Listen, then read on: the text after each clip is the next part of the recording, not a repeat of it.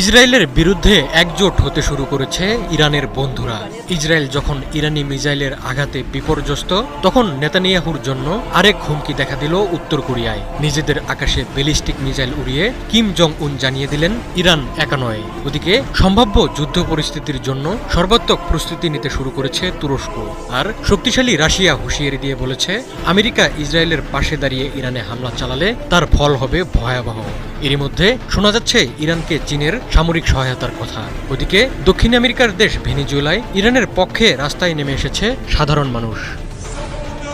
Iran Israel সংঘাতে রক্তাক্ত হয়ে উঠেছে মধ্যপ্রাচ্য।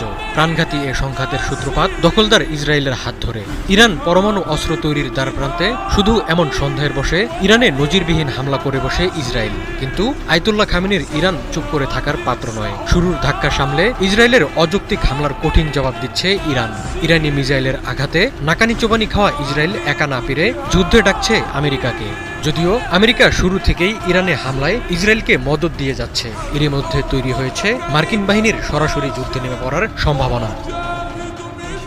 এমন পরিস্থিতিতে চুপ করে নেই ইরানের বন্ধুরা। একে একে ইরানের পক্ষে নিজেদের অবস্থান জানান দিতে শুরু করেছে তারা। ইসরায়েলকে শান্তির বিরুদ্ধে ক্যান্সারের মতো সত্য হিসেবে বর্ণনা করেছে উত্তর কোরিয়া। দেশটির সর্বোচ্চ নেতা কিম জং উন এক সরকারি ভাষণে বলেছেন, যুদ্ধে ইরান একা নয়। উত্তর কোরিয়া মিত্রদের কঠিন সময়ে কখনো একা ফেলে দেয় না। ইরানের প্রতি পরোক্ষ সমর্থন জানিয়ে একাধিক মিসাইল ছুড়েছে দেশটি। রাজধানী পিয়ংইয়ং এর কাছে সুমান এলাকা থেকে উত্তর পশ্চিম দিকে 10টিরও বেশি মিসাইল নিক্ষেপ করেছে উত্তর কোরিয়া।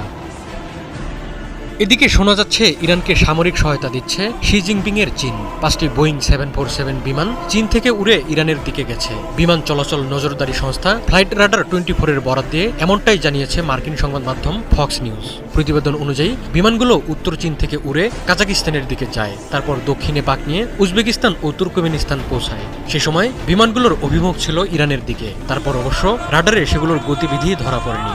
বিশ্লেষকদের ধারণা, ইরানে বিমান পাঠিয়ে তেহরানের পাশে দাঁড়ানোর বার্তা দিয়েছেন শি জিনপিং।